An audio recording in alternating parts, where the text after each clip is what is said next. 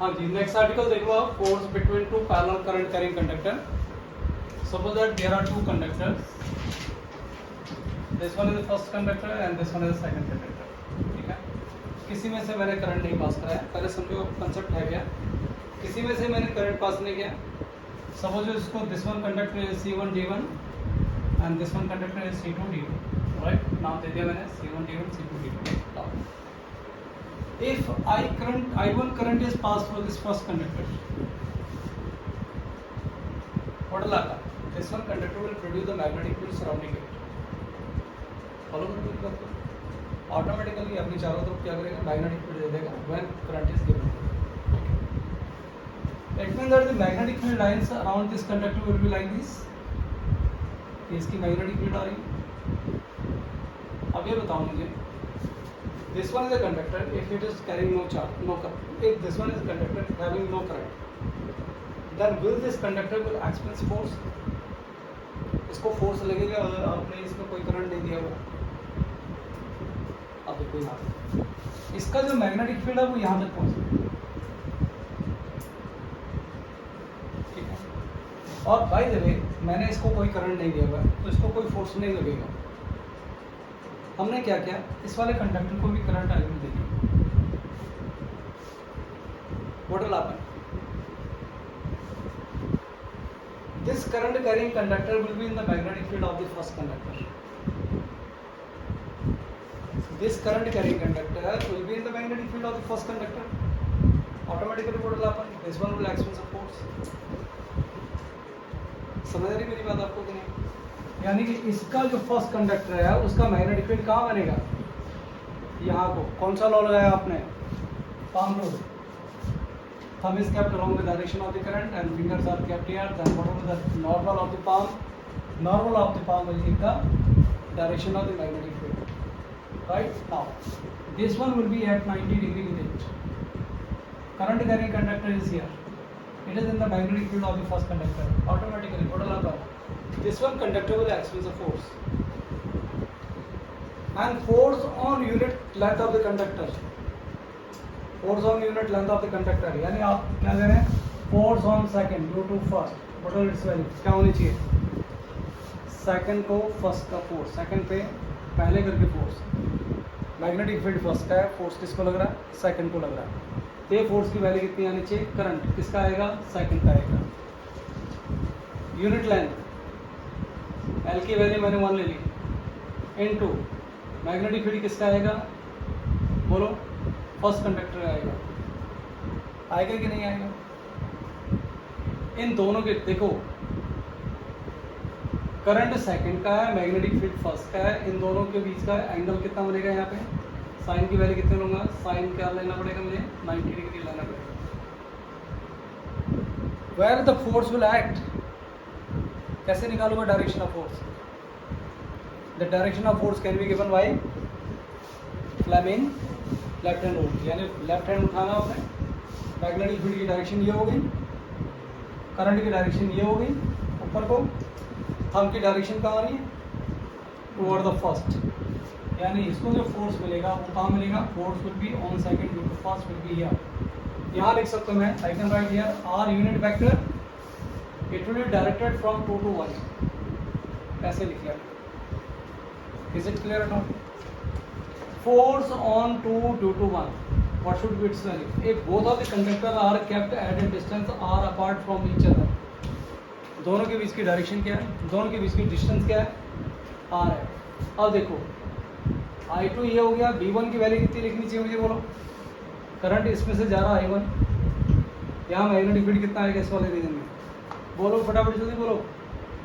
1 को डालो. V1 की वैल्यू कितनी आएगी? μ0 इंटू बोलो I1 पहले का करंट अपॉन कितना आएगा? 2 इंटू पाई इंटू आर. साथ में क्या आएगा? यूनिट वेक्टर भी आएगा R21. इसको थोड़ा सा ठीक कर लेते हैं. 4 from second due to 1 it will equal to what? μ0 आएगा. नीचे मैं 4 पाई कर लेता हूँ. क्यों? μ0 अपॉन 4 पाई की वैल्यू सीधे सीधे में याद होती. 10 -7 है. यहाँ कर लो 2 कर लो. यहाँ पे I1 ये वाला डाल दिया, I2 मैंने ये वाला डाल दिया.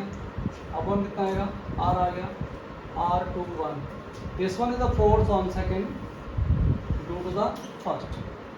आगे देखो, but this one conductor is also carrying current I2, so that this one conductor will also produce its own magnetic field. मैं देखो पहला वाला प्रोड्यूस कर रहा है, जब दूसरा वाले में से आपने करंट पास कराया तो वो भी तो अपना मैग्नेटिक फील्ड बनाएगा. As this one conductor, this C2D2 is carrying current I2, automatically this one conductor will also produce its own magnetic field. इसका अपना मैग्नेटिक फील्ड भी होगा. इसका अपना magnetic, the magnetic field lines will be along this way. कौन सा rule लगाया हमने, फ्लेमिंग नहीं लगेगा, राइट हैंड थंब रूल या फिर पाम रूल लगा लो. यहाँ तक आते आते ये मैग्नेटिक फील्ड लाइंस की डायरेक्शन क्या आएगी, ये थंब ये हो गया आपका along the direction of the current, fingers are toward this point, at this point the direction of the magnetic field will be here. Second का मैग्नेटिक फील्ड तो मैंने इसको B2 से रिप्रेजेंट कर दिया. Right now this one conductor is also carrying current I1, जो पहले भी हमने कहा हुआ है.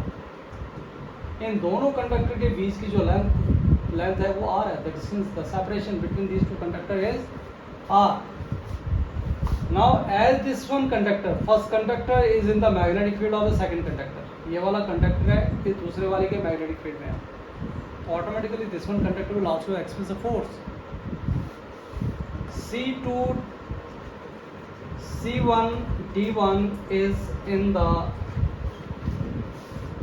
magnetic field of C2D2, so that C1D1 will also experience force F12. इसको कितना फोर्स लगेगा, F12 लगेगा. वो वैल्यू कितनी आएगी, force on 1 due to second. INB वाला फॉर्मूला लगाओ. करंट कितना जा रहा है इसमें से, I1. लेंथ कितनी लेनी है आपने, 1. ठीक है. Force on unit length of C1D1 is into magnetic field किसका आएगा, सेकंड वाले कंडक्टर का मैग्नेटिक फील्ड आएगा, into sin 90. और भी आपने मल्टीप्लाई करना है. डायरेक्शन देखनी पड़ेगी, डायरेक्शन कहाँ एक्ट करेगी. कौन सा लॉ लगाओगे आप, लेफ्ट हैंड रूल. कैसे लगाओगे, मैग्नेटिक फील्ड आउटवर्ड है, ये वाला आउटवर्ड दिखाना पड़ेगा मुझे. करंट की डायरेक्शन इस वाले फिंगर से रिप्रेजेंट करोगे, ये दिखा दिया आपने. करंट की डायरेक्शन इस वाले फिंगर से आ गया, वर्टिकली अपवर्ड आएगा, ये मैग्नेटिक फील्ड आएगा. करंट की डायरेक्शन ये है.